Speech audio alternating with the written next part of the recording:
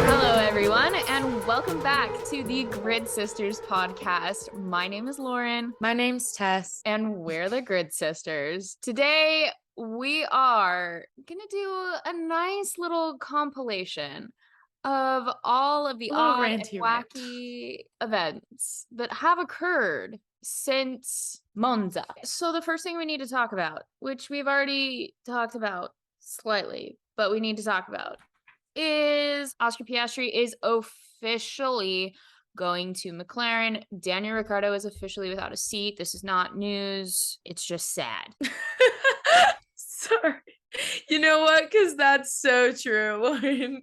This isn't news. It's just sad. I just wanted all of our listeners out there to feel the pain really fast. Like, I just wanted to punch you in the gut, metaphorically. I've had a sensitive day that almost brought me to tears. This sucks. That one almost took me to tears. I'm not gonna lie. It's not news. It's just sad. Would you like the good news or the bad news? Well, this isn't news. It's just bad. Okay, perfect. Thank you. All right. Next order of business. Did we or did we not predict this happening? I predict, and I say we did predict this happening. Nicholas Latifi will not be racing for Williams next year. Woot woot. Thank you, Williams, for booting the worst pay driver on the grid. Seriously. This comes as no surprise. Nick DeVries whooped his ass. This is our final straw. There's no argument for Latifi at that point. Oh, there's no argument. You can't argue F1 in his debut. favor. I don't think there's a single Latifi fan in all of F1. I could be wrong, and if you are a Latifi fan, I'm so sorry. But come on. F1 debut for Nick DeVries. And you want to know what he did? He placed 8th, okay? And you want to know what? I believe he started 8th. And I believe Nicholas Latifi started 10th, and he ended in 16th, which was the last place of the finishing cars. Because everyone else retired. I would love to say that this was Nicholas Latifi's best result of this season, but it is in fact maybe the worst because Nick DeVries beat him in equal machinery, and he was the stand-in for his teammate in his F1 debut. Not to mention his teammate has consistently outperformed him just about all season. So P16 is still last if everyone else retired. So Nicholas and I don't think we should forget that. Nicholas Latifi is now in a similar position to Nikita Mazepin. Mazepin was last year. I believe he was 21st in a 20 driver championship. So, and you know what? Congrats. That hurts. I feel like Williams was probably like, if you finish last, you're getting fired. And he's like, oh, I'll one up you. I'll finish after last. 21st out of 20 drivers. Kevin, you know how hard that is. We're like, you know what? Good for you. We'll give it to you. Oh my gosh. Yeah, the memes. I do wonder been really good. Like, who are we going to hate on consistently now? Because here's the thing, right? Nicholas Latifi has so many qualities about him. Disregard off track. Off track, Nicholas Latifi, very nice guy. You know, he not my cup of nice, but he's Canadian nice. You know, I have my own opinions. Okay. So Nicholas Latifi, he's a likable guy off the track, but on the track, it's so easy to hate him. Okay. Pay driver crashes all the time and has screwed multiple drivers out of race wins who rightly deserve race wins. I'm sorry, Nicholas Latifi, but you have been the scapegoat of Formula One, hence the name Goat Tifi, for the entire 2022 season and majority of the 2021 season. The only reason you weren't the full scapegoat was because of Mazepin. Now, who do we think it's going to be next season? My vote is Lance Stroll. Go ahead. Okay, so listen, I was gonna say the person. Okay, so hear me out here. If anyone listens to our podcast frequently, I am an Esteban Ocon hater, first and foremost. Oh my gosh, and I But don't know why, because he's but actually good. but not for his driving, for his personality. But I think that the way that I feel about him will depend on who his teammate is next year. I think that whoever his teammate is could change my mind. Okay. Because if they have a good dynamic, if they whatever, blah, blah. But when I'm not hating on Esteban Ocon, I'm hating on Lance Stroll or Nicholas Latifi. That's so true. I agree with you, Lance Stroll. See, here's the thing with But Lance. Lance also, is we don't also know like because on track rookie extremely wise, unlikable. Okay, listen to me. Listen. I heard in an Listen, Linda. interview, He's or not an the interview. son of a billionaire. He acts all the time like he's too cool for school and doesn't want to be there. I'm not saying he's not grateful for his seat, but sometimes he acts a little bit like a privileged asshole. And you're just kind of like, dude, I don't want to hate you. I'm actively trying not to, but you're I'm making it trying difficult. here. Yeah, I've heard that he's shy and that's why he acts really like when he's like off Aloof. track. Yeah, Okay. because he's really shy. But it also doesn't really excuse on track I because wasn't he's even taking not. on track antics into. Because here's the thing is like, I almost used the like phrase turning looks, but in a race way. Like, I was like, it's not like he's turning results. You know what I mean? It's not. Why am I talking like this right now? I was about to say it's not like he's serving. Am I okay? No. Oh Are my you gosh. okay? I don't think so. That It's entire not. sentence Yeah. gave me a migraine. Yeah. It's not like Lance Stroll is slaying week in and week out. Okay. Well, and here's the thing too that you have to take into account with this season, and it's one of the reasons that I have laid off a little bit of the Lance Stroll slander, is Aston Martin just does not have the car this weekend, like this year. This season is not Aston Martin's season. That car is not where they thought it would be, and it's not as fast as they thought it should be. But if they have a good car next year and he underperforms, I think he is in very dangerous territory of being the next Latifi. Now, let's talk about this seat at Williams. Really quick, the only difference is me with my lip gloss. The only difference is that I think that Lawrence Stroll, I think that Lawrence Stroll is in comparison to the reason that Nicholas Latifi is considered a paid driver, because I believe his family has connections with like the bank of whatever and blah blah. Anyways, Lawrence Stroll is now the owner of a team, and I think that is not going away, and so neither is Lance. No. Lance is here to stay as long as Lance wants to stay. Exactly. So I think that in the way that he's going to be slightly slandered next year, for sure. In the way that he'll be slandered enough to leave, never. I don't think it's going to happen. Yeah, I don't know. Maybe we'll see beautiful, true colors of Lance's amazing, fantastic personality, and he'll be an amazing driver next year, and we'll have to pick a rookie to hate. But all the rookies, all the potential rookies for next year are so likable. So likable. Like Logan Sargent is up there. I don't know. American driver. Hear me out. I could hate Oscar Piastri simply for taking Daniel's seat. Oscar Piastri is like one of the most likable. Like, I know, but he took Daniel's seat. Like, I know that I won't be able to actually hate him. You're like, in I'm theory, just mad at yes, him. but in reality, no. Yes. Yeah. In theory, I hate you for stealing Daniel's seat, but in reality, that's not true. Now, literally. Let's talk about this seat at Williams, okay? It is also worth noting that Mick Schumacher, I do not believe, has officially signed a contract with Haas yet. This is where we're sitting with Mick. No contract signed with Haas as of right now, and he will officially be, I believe, completely separated from Ferrari Drivers Academy at the end of this season. So he is unattached to any team at the moment. No idea what's happening to Mick. I don't know where he's going. I don't know what's happening. I'm getting nervous. I'm like literally scared for Mick, because if Mick Schumacher is not in this sport, like that hurts my soul. No, I haven't even considered the possibility that Mick is being replaced. I have not even considered it. I haven't in any seat. I have not considered that Mick will be replaced with somebody else. That hurts, and I can't think about it. More than Daniel? Because that hurts. No. Okay. No. Nothing hurts more than Daniel right now. So let's talk about this Williams seat then.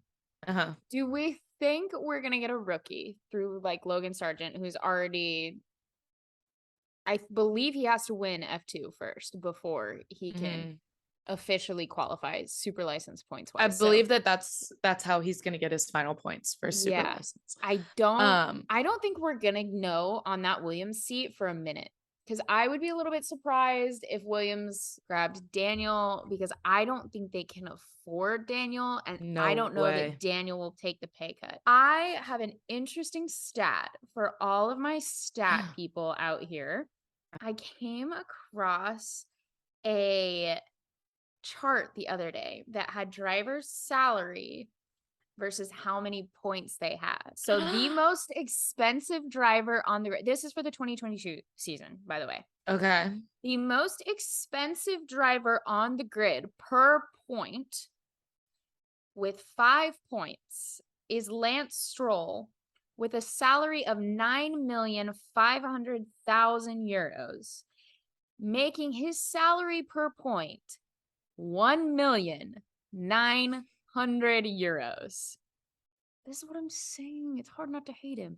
Now, unfortunately, Daniel Ricciardo is next on this list with 19 points, a salary of $15 million, and his salary per point is 789,000. Now, notice that's a very large jump between Stroll and Ricciardo. Sebastian Vettel is next on this list, which makes me feel a little bit better because Sebastian Vettel is like a 4-time world champion. So we have Sebastian Vettel with 20 points, $14 million salary, and $700,000. He gets paid less than Daniel Ricciardo. He does. I wonder if that's because he went to Aston Martin. Probably. Also, or because he's older. That would be my assumption. Interesting. Alex Albon with 4 points gets paid $2 million and therefore is 500,000 per point. The baby salary, Alex. Fernando Alonso makes 19 million. He has 59 points. Talk to me. And it costs $322,000 per point. That's literally disgusting. So hear this one then. Lewis Hamilton. This is yearly salary. Lewis Hamilton with 168 points gets paid $40 million a year and is worth $238,000 per point. Oh. Pierre Gasly with 22 points gets paid $5 million and is $227,000 per point. Kevin Magnussen with 22 points gets paid $5 million, is $227,000. All of these are in euros, by the way, not US dollars. I forgot to point that out, but I will keep saying dollars because my brain can't think the other way. Bottas with 46 points is $9,500,000 salary and comes in at $207,000. That's so crazy. Like, okay, so many people that you're saying, I'm like, that's your salary in comparison to others. Like, is it because you went to a different team and you got a pay cut? Yep. Because no way Valtteri Bottas was getting paid $9 million at Mercedes. No, I should actually look up what his Mercedes contract was. Zhou Guanyu, with 6 points, is being paid $1 million. Baby. And is $167,000 per point. We're almost done here. A little rookie baby. Lando Norris with 88 points and a $13 million salary costs $148,000 per point. Oh my gosh. This one's great. Max Verstappen with 335 points gets paid $35 million and is worth $104,000 per point. Yeah.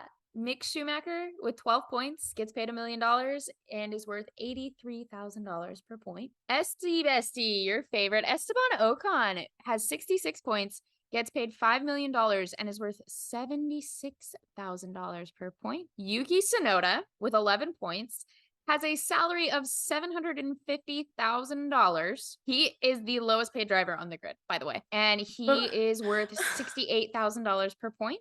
Charles Leclerc with 219 points gets paid $12 million and is worth $55,000 per point. Carlos Sainz is 187 points, gets paid $10 million and is worth $53,000 per point. Checo Perez with 210 points is paid $10 million and is worth $48,000 per point. George Russell, Mr. Consistency, with 203 points, a salary of $5 million, is the best bang for your buck in Formula One, coming in at $25,000 per point. Well, think about it. George is rookie in the big league, basically. And he's turning points this whole year. Mr. Consistency. He is going to be expensive later. Also, it's really important to point out that Nicholas Latifi has scored 0 points and is worth $1 million, is being paid $1 million. So he therefore more than Yuki is worth like $1 million per point. It's the way that he gets paid more than Yuki. No, sorry. No, that's terrible news for me. How am I supposed to sleep at night knowing Yuki gets paid less than $1 million? Obviously, that's a hell lot of money. Yeah, but in comparison to everybody else, comparatively, like, that's just so rude. Like, what is it for? They subtracted for his inches that he doesn't have? That's mean. They just subtracted millions per centimeter in height. That is just cruel. Horrible. Cruel. With that being said, though, Kevin Magnussen is a really great bang for Haas's buck, but so is Mick Schumacher. Yeah, but it just depends if Mick wants to stay. Do you think it's because Mick doesn't want to stay at Haas, or do you think it's because Haas doesn't want to pay Mick? Because that's a good question, because will Mick get more expensive? Because whether he gets the best results or not, Mick brings big sponsors. Mick brings money. Yeah. And I think he has the ability. And he's really popular for Haas. Really popular. I think he has the ability with a different team, with a better marketing strategy, to really be a phenomenal driver. And like, I think that Mick could be like a George. Yeah. Or a Lando, where exactly where it's like their personality is marketed so well. But Haas just does not. We're gonna get into business talk here, and that's gonna bore so many people. But I just don't think Haas markets themselves well. I truly think Haas has so many niches that they fit into in Formula One, and they are not capitalizing on any of them. Yeah, and I think that, like, I understand obviously that their drivers are not American. Gunter Steiner is not American, whatever. But it is an American team. Yeah. And American fans are hot right now. It's everything that's up and coming with Formula One. Utilize your American fan base. Exactly. Because so many people want to be a Haas fan because it's an American team. I wonder if Mick doesn't stay and he chooses somewhere else, if he has offers, it would be a really good move for Haas to try to get Logan, have an American driver. I don't know if it'll happen. We still don't know if Logan Sargent will have enough points, but I don't know, because this also depends if Daniel's getting a seat, and it also depends. This is why it's called silly season, ladies and gentlemen. Because obviously so many people kind of like musical chairs. Daniel, go to Alpine. And it's like, so anxiety inducing. So the other thing is, I believe both Yuki and Pierre have signed contracts to extend into next year. Yet Helmut Marko is chatting with everybody. So I think he's not willing to let Pierre go up because they know Pierre's too good of a driver for where he is. Definitely. But they also know that that second seat at Red Bull comes with a massive amount of pressure. And I think they can accept that maybe they didn't do quite enough to really gel him in to that second seat at Red Bull? I will always say this. I think that Pierre needs to leave the Red Bull family, but I don't know if he can. He has something to prove to Red Bull and to Red Bull fans, I think, in his soul. Because a lot of people say Pierre could go to Alpine, but also there's conversations that Pierre and Esteban Ocon don't get along. And obviously a lot of people want the other Daniel day about that, who was saying, even if they don't get along, like at the end of the day, if you can be an adult and you can function in any capacity, teams can make it work. Like, it's not worth losing a good driver over a feud that may or may not have happened or been started however long ago. Yeah, and I think that, like, I guess we'll just see what happens because it looks really good for Alpine to get Pierre because it will be French. Français. Français, s'il vous plaît. But also, Daniel already has a relationship with the team. He went from Renault previously, Alpine previously Renault. He went from Renault to McLaren, but Cyril isn't there anymore. So it's like we're in a limbo, but it would take somebody I really like to get me to like Esteban Ocon. It would take a Pierre Gasly. It would take a Daniel Ricciardo. But if Pierre Gasly doesn't like it, me neither. Me neither, honey. Listen, Pierre, if you're still single, so is Tess. So just saying, we're gonna be in Austin. We're gonna be at Kota. Hit her up. Yeah. I'll be Esteban Ocon. I know Tess is my gosh. like, listen. He has a girlfriend. Oh, he does? Oh, never mind. Sorry. I think so. I'm pretty sure he has a girlfriend. The I only still think it single would be a great drivers, enemies to lovers arc. the only single drivers I believe are Lando and Pierre. But they're both your age. This is perfect for you. But I'm pretty sure Lando and I are like basically the same height. I thought that's what you liked. Listen, I'm not against a short king, literally at all. But if I wore any sort of platform or heel to Coda and met them, game over. Sorry, like they would not even be interested because they'd be like here. I'm like, what's up?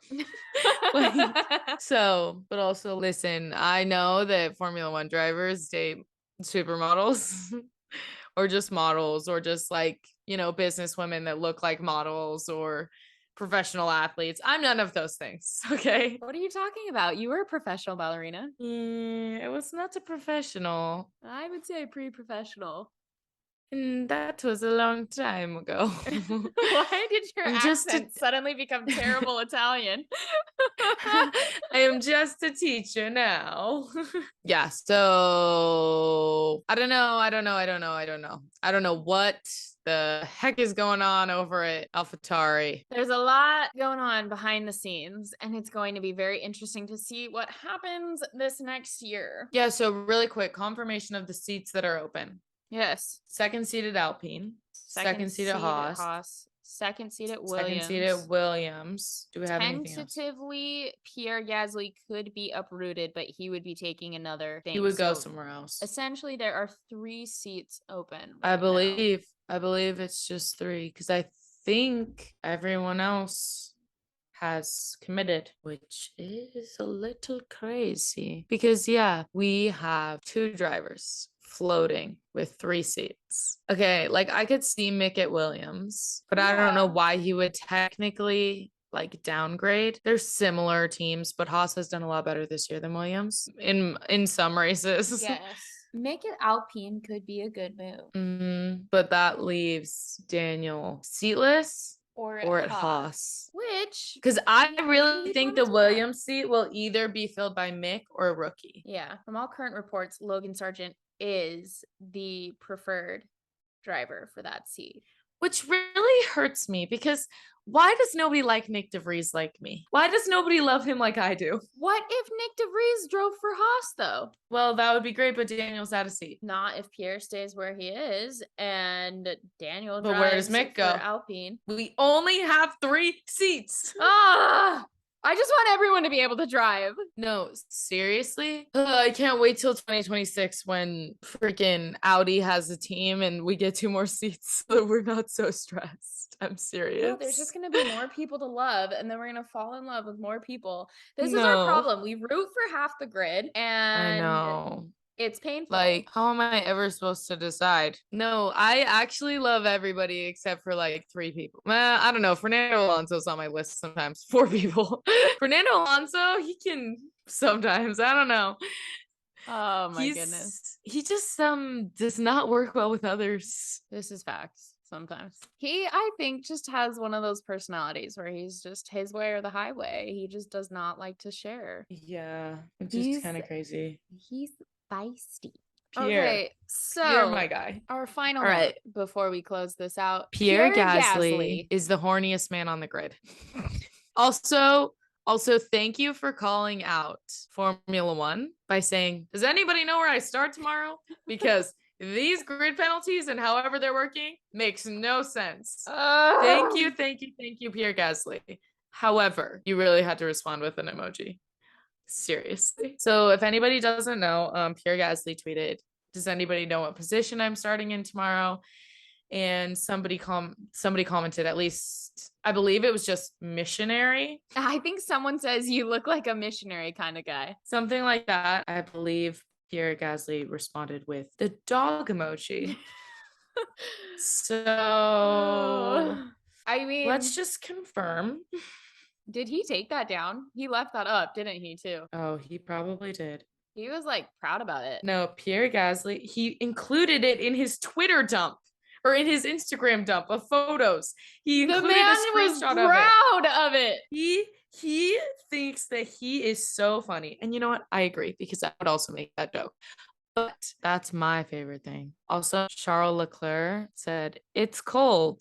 Lewis Hamilton said, how cold? Charles Leclerc said, as cold as the hard tires in Barcelona winter testing. Too much for me. Okay. Yeah, I'm trying to think. Oh, one other thing to talk about. Zhou Guanyu has had a haircut glow up. That haircut is phenomenal, Zhou. We love it.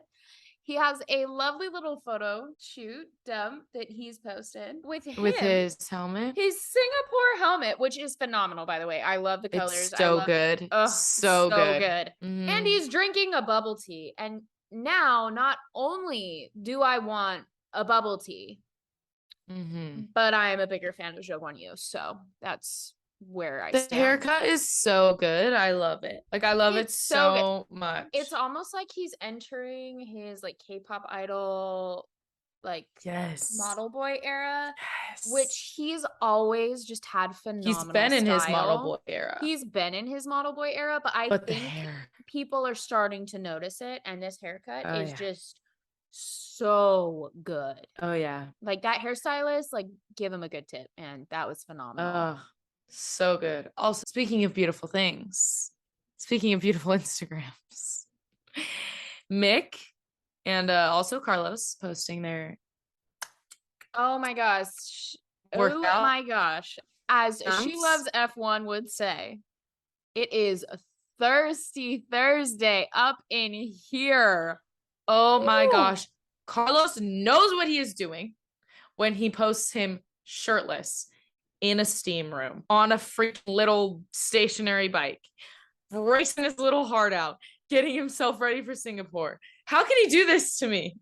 Which I find the conditioning science behind all of this so interesting. I'm like, oof, that would suck. But now I'm like, oh, that's actually probably really great training for Singapore. Also, I just saw the funniest thing about it's like all these drivers training for Singapore, and then it's like Max and Lando are literally out partying. Also, why does Lando think he's a DJ now? I love it. I'm just confused. Ugh, I don't love it. No, Lando's seriously like, you know what? It fits. He's a gamer boy. Of course he'd want to be a DJ. He also competed in a golf competition recently. Ah, yes. And also he was signing hats and is McLaren like content. And they were like, if you weren't a Formula One driver, what would you be? He's like, a golfer.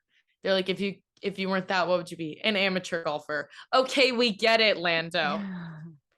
We understand you love golf. Like, genuinely, I wonder if he'll just quit and just be a golfer. I just don't He's even like, know. actually, I've decided I want to do golf. Actually, I think I found my real passion.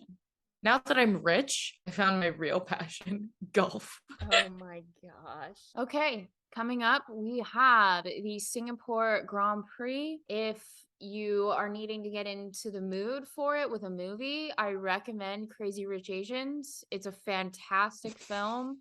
The book was even better. I seriously thought you were about to recommend Cars.